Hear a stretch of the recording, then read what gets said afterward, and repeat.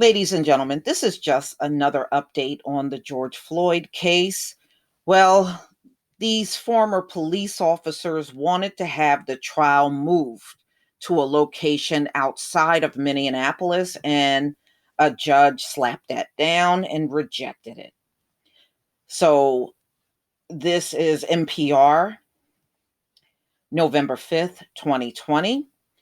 The four former Minneapolis police officers charged in the death of George Floyd will be together. They will be tried together, whether they like it or not. Now, earlier, a few months ago, they were all trying to get separate trials, and that was rejected too. Okay, so the request to have the case moved outside of Minneapolis is officially rejected. The defense lawyer for Derek Chauvin, Thomas Lane, Tutal, and J. Alexander King argued that the pretrial publicity of the case had made it impossible to have a fair trial in the Minneapolis area. They further claimed it was unsafe for the participants, as evidenced by the protest ahead of their September 11th hearing in this case. So I get their cases coming up September 11th, 2021, huh? They also noted the jury may face threats as well, potentially affecting the ability to decide the case. Floyd, a black man, died on Memorial Day in police custody. His death sparked protest across Minneapolis and the world.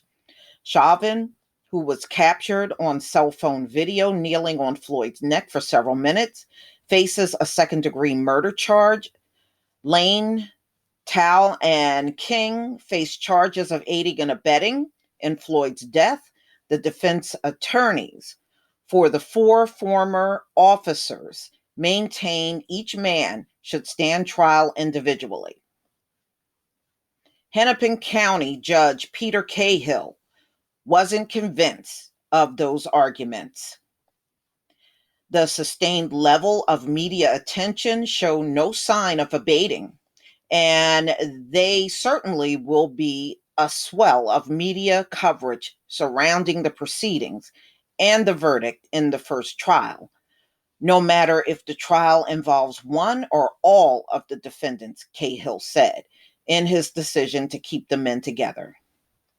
If there were four separate trials, finding a fair and impartial group for each case would be far more difficult after the first trial concludes, he said, because of the joinder, and it's critical safeguard to help protect the fairness of the trial, which strongly supports a single trial rather than four separate trials with four separate juries, he said in his decision.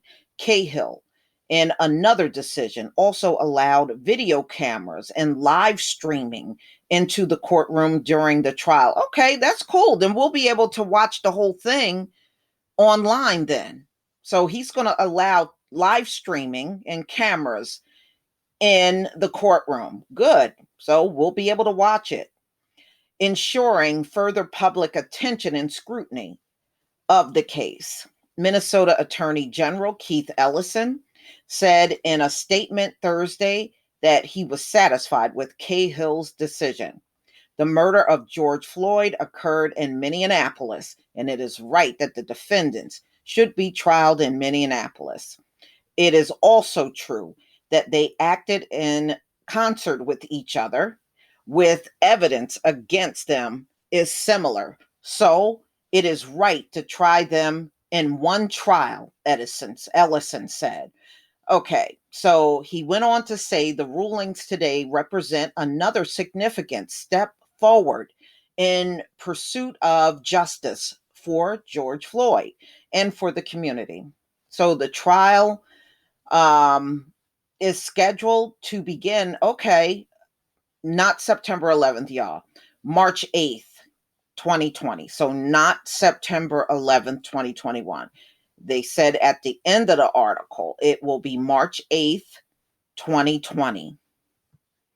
King's lawyer, Thomas Pluckett, said, "We're continuing to review the court's order. My goal is to assure that a fair trial occurs for Mr. King." He added he's happy to have the order to start preparing for trial and present the truth in front of the jury. Attorneys for Chauvin and Lane declined to comment for the story. The attorney for Tou Thao could not be reached. So, mark that on your calendar, March 8th, 2021, and they are allowing live streaming of this trial. So, which means it's good. We'll be able to tune in from YouTube and actually watch it. But y'all, please tell me what you think. Please leave your comment and subscribe. Don't forget to hit on the notification bell, and I'll see you on the next video. Peace, family.